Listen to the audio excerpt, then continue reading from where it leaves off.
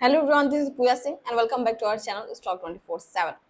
सो आज इस वीडियो में हम बात करने वाले हैं ओलेक्ट्रा ग्रीन टेक के बारे में। जैसे कि मैंने पिछले वीक में एक वीडियो प्रोवाइड कराया था KPIT के बारे में। मैंने बताया था कि प्रेगनेंसी की वजह से जो लिटिल बेबी गर्ल आई है उसकी वजह से वीडियो मैं प्रॉपर नहीं दे पाई थी एंड अभी भी जो है वीक में अभी एक ही वीडियो मैं दे पा रही हूँ। कोशिश करूंगी इस वीक 2 वीडियो देने के लिए। उसमें मैंने पूछा था कि ओलेक्ट्रा ग्रीन टेक के बारे में अगर आपको चाहिए वीडियो तो ज़्यादा से ज़्यादा कमेंट करें। मुझे बहुत सारे कॉन्ग्रेचुलेशंस आए थे, लगभग 500 से ज़्यादा कमेंट आए हैं, तो सभी का बहुत बहुत दिल से थैंक यू सो मच। आप सब बहुत ज़्यादा अपने प्यार दिखाए हैं। बहुत ज़्यादा जो एप्लीकेशन पर मुझे सपोर्ट भी हमारे जो मेंबर्स हैं उन्होंने किया है, थैंक यू सो मच।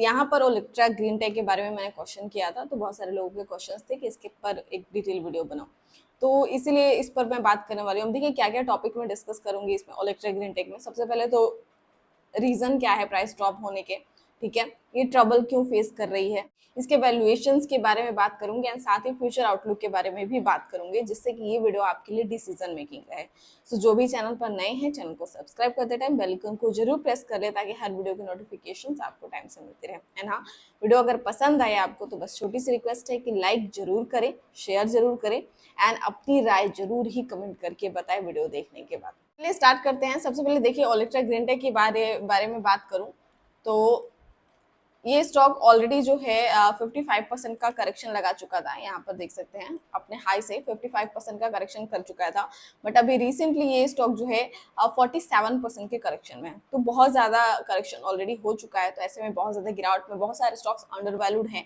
तो सबके क्वेश्चंस भी हैं कि क्या अपॉर्चुनिटी हो सकती है, तो इसलिए भी ये वीडियो जरूर ही नीडफुल हो जाता है कि क्या सच में ये अपॉर्चुनिटी है या हमारे लिए एक मौका नहीं धोखा हो सकता है।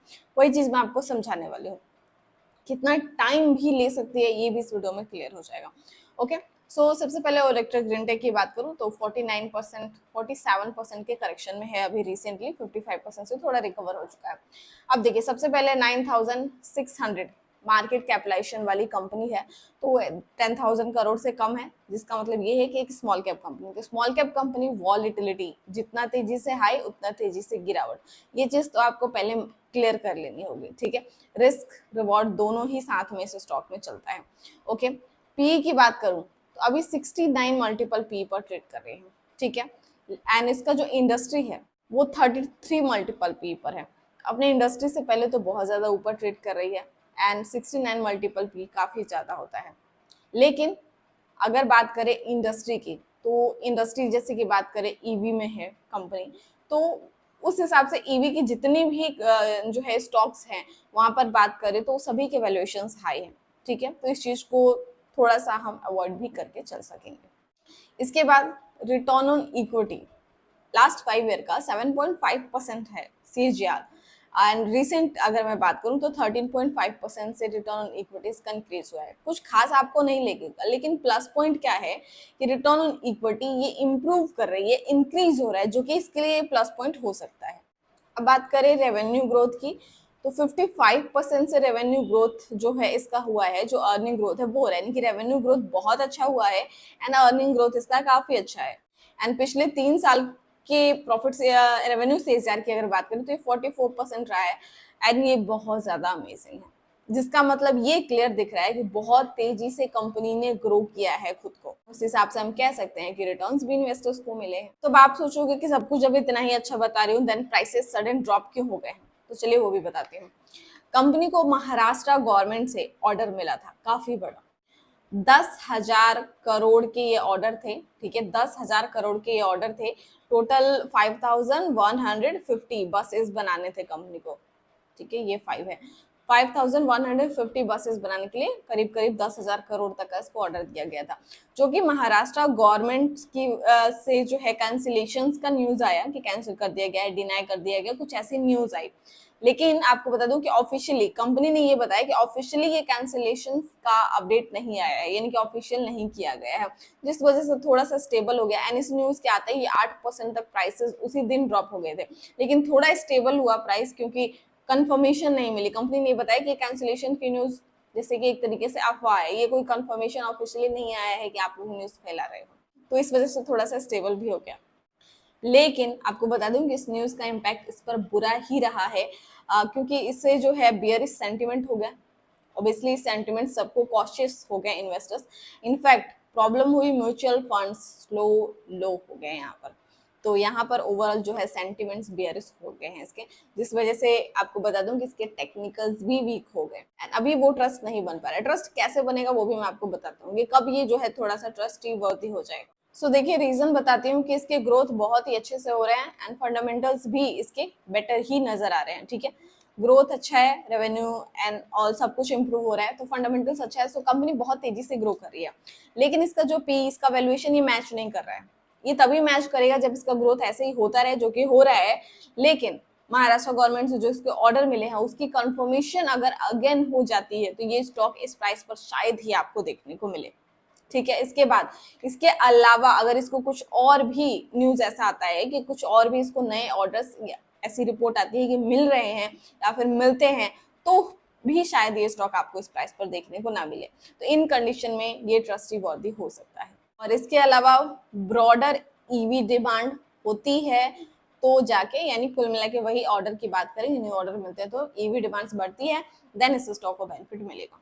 अब थोड़ा हम टेक्निकल्स भी बात कर लेते हैं। सबसे पहले देखिए, ओके, तो यहाँ पर कुछ चीजें मैं बताती हूँ, जैसे कि इसका RSI 45 के आसपास है, जो कि एक न्यूट्रल होता है।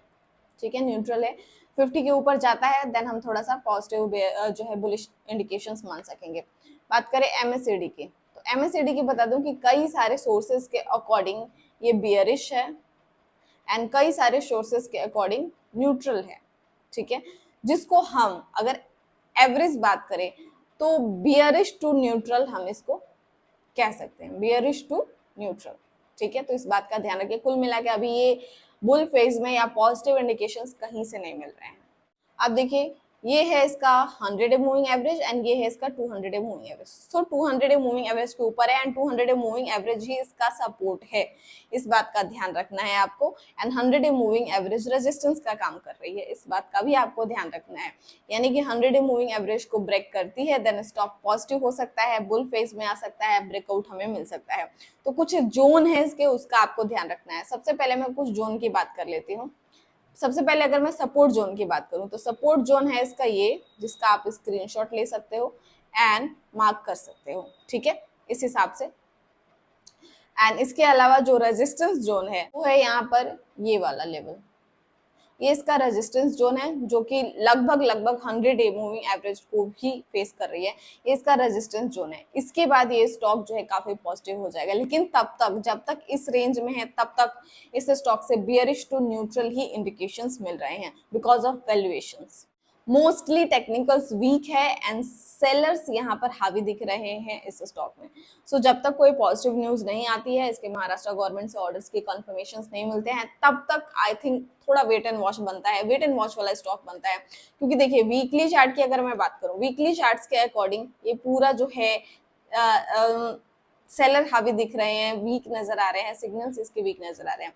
वही मंथली चार्ट के बेसिस पर अगर मैं बात करूं, वेट एंड वॉच वाला बनता है, न्यूट्रल जोन दिखाई देता है, तो इसलिए थोड़ा वेट एंड वॉच करना बनता है। हम वेट कर सकते हैं किसी अच्छे न्यूज का, या फिर Q4 रिजल्ट्स का हम वेट कर सकते हैं, या फिर ये हाल फिलहाल का इम्पैक्ट रहेगा। अगर आपका विजन लॉन्ग टर्म है देन आई थिंक ये अपॉर्चुनिटी हो सकती है आपके लिए, क्योंकि ईवी की डिमांड, ईवी ग्रोथ हम सभी जानते हैं कितना बेटर है। तो उस हिसाब से हम जो है SIP मोड में अपना जो है पूरा फंड ना लगाकर इस हिसाब से मैनेज करते हुए इसको हम चल सकते हैं सिस्टमेटिक तरीके से, क्योंकि जितना ज्यादा ईवी बस ऑर्डर्स इसको मिलेंगे उतनी ही कंपनी पॉजिटिव रहेगी। एंड मुझे लगता है कि ईवी की जिस तरीके से आगे डिमांड हमेशा ही बढ़ रही है, सो लॉन्ग टर्म अपॉर्चुनिटी हो सकती है, बट इन नियर टर्म ये स्टॉक्स टेक्निकली अभी वीक नजर आ रहा है, सो वेट एंड वॉच करना बेटर रहेगा। हाँ, अगर आपको सपोर्ट एंड रेजिस्टेंस का लेवल अगर नजर आ रहा है, समझ आ रहा है, देन आपके लिए और ज्यादा बेनिफिशियल हो सकता है। मैं उम्मीद करूंगी कि आज का ये वीडियो आपके लिए नीडफुल, हेल्पफुल रहा होगा एंड डिसीजन लेने में हेल्प मिला होगा।